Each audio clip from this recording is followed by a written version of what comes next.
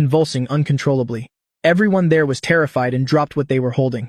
A second later, an old woman rushed out from the crowd, hurriedly, rushing to the old man's side and putting a pill in his mouth. This old fool forgot to take his medicine again. He only behaves after a seizure. The old man's complexion gradually returned to normal, and he got up from the ground. Who said this fish is poisonous? This fish is delicious. It surprised me. I told you this fish couldn't be poisonous. I have to bring this to my old man to have with his drinks. I didn't try to persuade them anymore. The impact from earlier made me dizzy, and I fainted. My mission was complete. Next, it was Mr. Lee's turn. Mr. Lee's parents had both passed away. He was raised by his uncle until he was 18, but 3 years ago, his uncle's truck overturned when he drove to Chucheng village. The entire cargo was looted, and his uncle was left in a vegetative state. Ever since then, finally, I've been waiting for this opportunity. It wasn't in vain to have stayed with these cunning villagers for so long. For 2 years as the deputy village chief, I've been repairing roads and installing streetlights in Chucheng village and on every streetlight. I've installed cameras. The purpose is to gather evidence to bring you scumbags to justice. Mr. Lee watched the looting villagers on camera, recording their greedy faces. And for humanitarian reasons, he made an announcement over the loudspeaker. Villagers, please abide by the law. Do not loot the goods. For those who have taken goods, do not consume them immediately. Return them to the survivors. These routine announcements had been going on for over a year, but it was always like playing a harp to a cow. The villagers, blinded by greed, never listened to him. Mrs. Sun, with her basket full, hummed a little tune on her way home. Seeing the closed door, she called out, "Old man, open the door!" The house was silent for a moment. No one answered. Where has that old fool died? Didn't he just go to guide a big truck? Why isn't he back yet? Don't tell me he went to someone's house to play cards again. Mrs. Sun pushed the door open herself and cheerfully threw the octopus from her basket into the water tank. Eat half of this high-end stuff. Sell the other half. The money we make can build a small mansion. Chucheng village was remote and rarely saw fish, let alone octopus. That evening, while Mrs. Sun was cooking, she cut up 2 octopuses. But after she was done, she noticed a scratch on her finger. Bruised blood was seeping out. This seafood is really something. I wasn't paying attention, and it dared to sneak attack me. Mrs. Sun squeezed her finger and then went to the pot, throwing everything in. The stew pot, looking at the pot of octopus cooking. This stuff is so expensive. Tonight, I have to let my grandson eat a lot. Kids are still growing. They need good nourishment. Dinner was served. On the table, Mrs. Sun's son looked at the delicious stewed octopus and couldn't resist taking a bite. A second later, he suddenly frowned and said, "Mom, what kind of fish did you use? It's so fresh." Where did? You know? Another big truck overturned today. This is all your father's loot. How is it? Delicious? Mrs. Sun's son was a university student majoring in zoology. He went into the kitchen suspiciously, looked into the water tank, and a chill ran down his spine. Mom, this is a blue-ringed octopus. I didn't know you knew how to prepare this. What's so hard about it? I just cut it up and threw it straight into the stew pot. Mrs. Sun's son was so scared he collapsed. Mom, if this octopus isn't prepared properly, it's extremely poisonous. Quick, take me to the hospital any later and I'll die.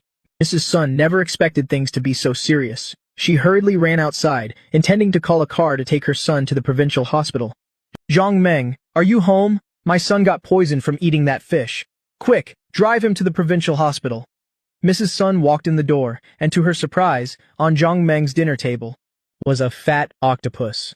The fish you're talking about isn't this one, is it? Only then did Mrs. Sun notice that not only was Zhang Meng's face pale, but his lips were also purple from the poison. It's over, it's over. It's this fish. Did the whole village eat this poisonous fish? Quick, call 120, right? Our whole village ate the wrong, poisonous fish. Everyone might be poisoned. Please, come and save us. 120 wouldn't arrive too quickly, because to loot the truck, they had already placed rubble and branches on the road to slow down police cars and ambulances entering the village. And now, karma had come for them. It was true retribution. Son, don't you let anything happen to you. Otherwise, how will I go on living? Mrs. Sun's cries echoed through the village, but because her family was usually so arrogant, no one wanted to help. That night, Chucheng village was filled with the sounds of vomiting and screaming. More than a dozen police cars and ambulances arrived. When I woke up, it was already the next morning. You have minor injuries, but the old man in your passenger seat had it rough. He had intracranial bleeding and both his legs were crushed. He was brought in too late and died on the way. Hearing this, I couldn't help but laugh. Those villagers outside are suffering. I don't know where they got the octopus to eat, but after eating it, the mild cases lost consciousness and had full-body convulsions, and the severe cases had organ failure and were sent to the ICU. A few even died outright. This is the biggest food safety incident I've ever seen. Now all the departments are conducting a thorough investigation into this incident. Very quickly, all sorts of reporters and media outlets smelled a hot story.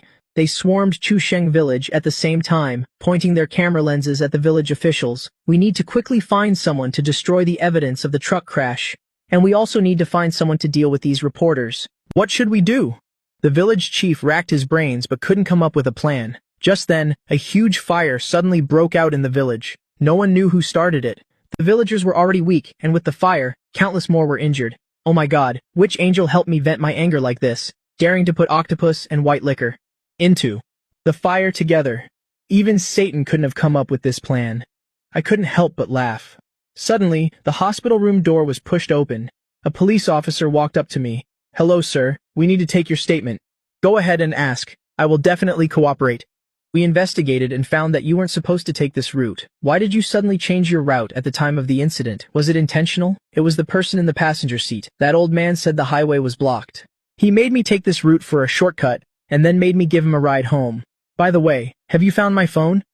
I have a habit of recording my life, so after the old man got in the car, I turned it on. My phone has a video recording function. The entire incident is in there. We found the phone. The case is a bit damaged, and some water got in. Our technical department is recovering the data inside. That's great. Don't let me be wrongly accused and let that old man get away. We will investigate and won't miss any suspects. Did you find that old man's phone? I just realized this old man, from the moment he got in the car, was constantly fiddling with his phone, like he was reporting to someone. This is the key to the case. Our people just called. They said they found undeleted messages on the old man's phone from after the incident. The messages include him revealing your license plate number to someone else, and at what time your truck would pass by Zhusheng village, telling others to scatter nails and dig holes on that stretch of road. So this wasn't an accident at all, but a deliberate incident. The technical department is now recovering all the data from the old man's phone. It's estimated there will be even more evidence. The next second, the police officer's phone rang. Through technical recovery, we learned that this was not the first time the old man has committed this crime. He didn't just work in a group, but has done this many times. The number of truck drivers they've killed is countless.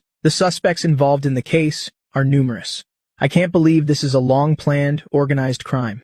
I think they must have gathered a lot of evidence, so I pretended to be scared and asked, so, am I responsible for the old man's death? As long as it's confirmed that the old man was the mastermind, you will be innocent. You might even be able to sue him for intentional homicide. But now, many villagers are poisoned from eating the octopus. As the transporter, you have a responsibility for improper supervision. This responsibility needs to be sorted out slowly. The compensation amount could be very large. I told them several times not to take it, but they insisted on eating it. I guess I'm just unlucky. A poor country breeds treacherous people. That saying is so true. You were unconscious already, and you still remember warning them. Before I passed out, I told them more than once. Don't eat this type of octopus. If not handled correctly, it's extremely poisonous. But they wouldn't listen. I remember there was a camera on the road where the accident happened. That should prove it. We pulled the camera footage last night, but the camera doesn't record audio. We can only see the villagers looting the octopus and drinking. They threw your phone away to stop you from calling the police. The officer sighed helplessly. From my end, there's no useful information to be gained, so they had to leave.